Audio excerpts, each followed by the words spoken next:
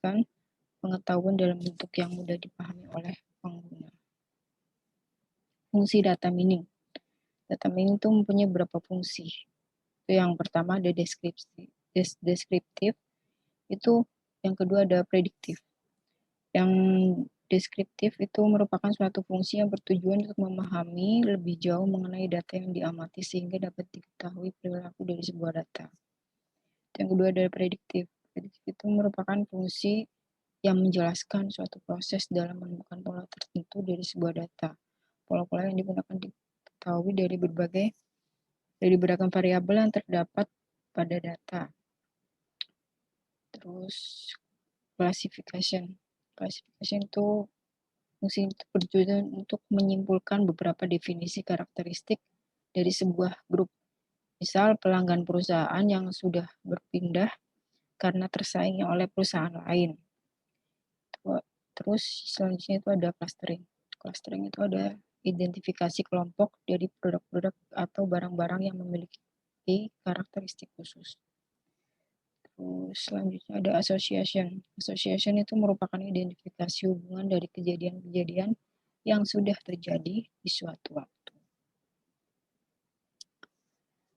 Ada sequencing. Sequencing itu mungkin hampir sama dengan association, tetapi untuk sequencing itu berfungsi untuk mengidentifikasi mengidentifikasi hubungan-hubungan berbeda di sebuah periode waktu tertentu. Contohnya pelanggan yang berkunjung di supermarket secara berulang. Selanjutnya ada forecasting.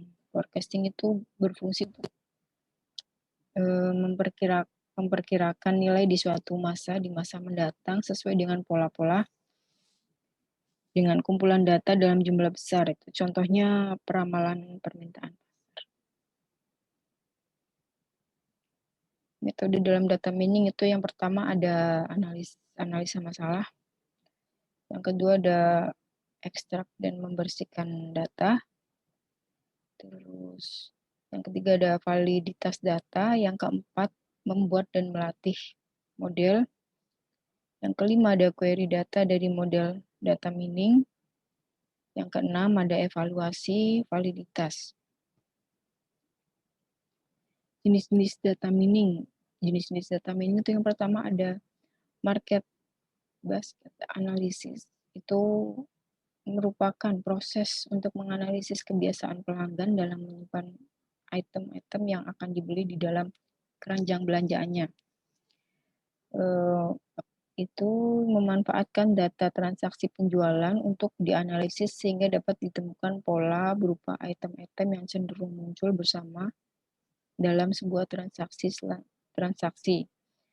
Selanjutnya pola yang ditemukan dapat dimanfaatkan untuk merancang strategi penjualan atau pemasaran yang efektif, yaitu dengan menempatkan item-item yang sering dibeli bersamaan ke dalam sebuah area yang berdekatan, merancang tampilan item-item di katalog, merancang kupon diskon, dan merancang penjualan item-item dalam bentuk paket, dan lain sebagainya.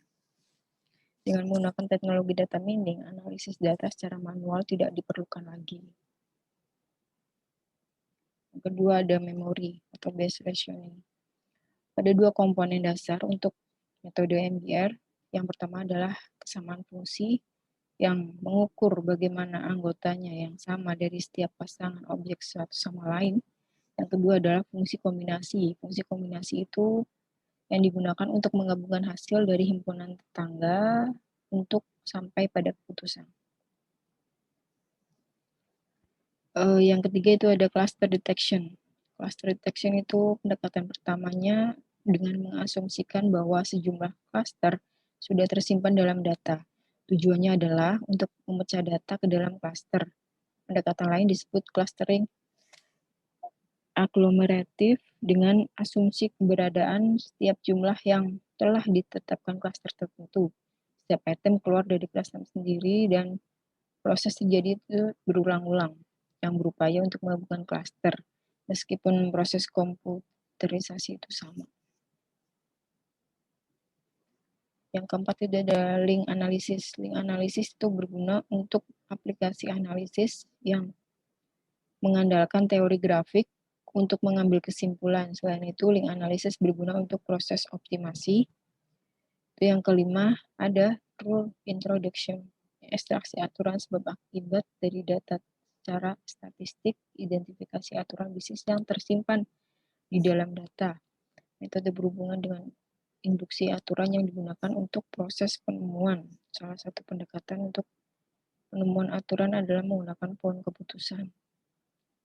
Yang keenam itu ada neural network, metode prediksi nonlinear yang melakukan pembelajaran melalui latihan dan menyerupai struktur jaringan neural yang terdapat pada makhluk hidup, mampu menurunkan pengertian dari data yang kompleks dan tidak jelas, dapat digunakan pula untuk mengekstrak pola dan mendeteksi tren-tren yang sangat kompleks untuk dibicarakan baik-baik oleh manusia maupun teknik komputer lainnya.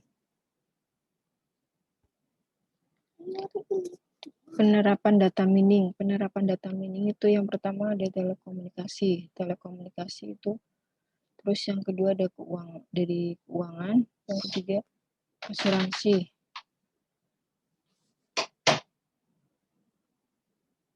Dan yang keempat itu ada olahraga. Contoh aplikasi beserta fungsi dan teknik yang dipergunakan itu seperti yang ada di tabel itu. Contoh aplikasi basket market analysis itu fungsinya itu association dan tekniknya itu statistik dan teori himpunan. Terus contoh aplikasi untuk pola kunjungan konsumen itu fungsinya untuk sekuensi, terus tekniknya itu ada statistik dan teori himpunan. Contoh yang ketiga itu ada segmentasi pasar. Segmentasi pasar itu fungsinya menggunakan clustering. Terus tekniknya jaringan saraf tiruan, statistik, optimalisasi, analisis, diskriminan. Contoh yang keempat ada target pemasaran, itu fungsinya menggunakan classification. Itu tekniknya menggunakan pohon keputusan dan jaringan saraf tiruan. Kesimpulan dan penutup itu melalui melalui berbagai penjelasan di atas dapat diketahui bahwa data mining adalah sebuah proses yang memiliki peran penting dalam kehidupan sehari-hari. Dengan memahami definisi, fungsi, metode, hingga penerapannya, maka Anda juga akan semakin mudah saat mempraktekannya. Selain itu, pengumpulan data juga sangat dibutuhkan pada berbagai bidang kehidupan, mulai dari telekomunikasi, asuransi, olahraga, hingga keuangan. Tanpa data mining, kemungkinan proses pengambilan keputusan dari suatu masalah akan lebih sulit dilakukan karena tidak ada data yang bisa menjadi dasar pertimbangan. Bagi Anda yang bekerja dalam dunia keuangan, akademik merupakan bidang lainnya. Sebagainya, pelajari tentang data mining secara lebih mendalam, sebab suatu saat data tersebut pasti sangat dibutuhkan sekaligus dapat memudahkan pekerjaan Anda saat pengumpulan data. Sekian presentasi dari saya. Wassalamualaikum warahmatullahi wabarakatuh.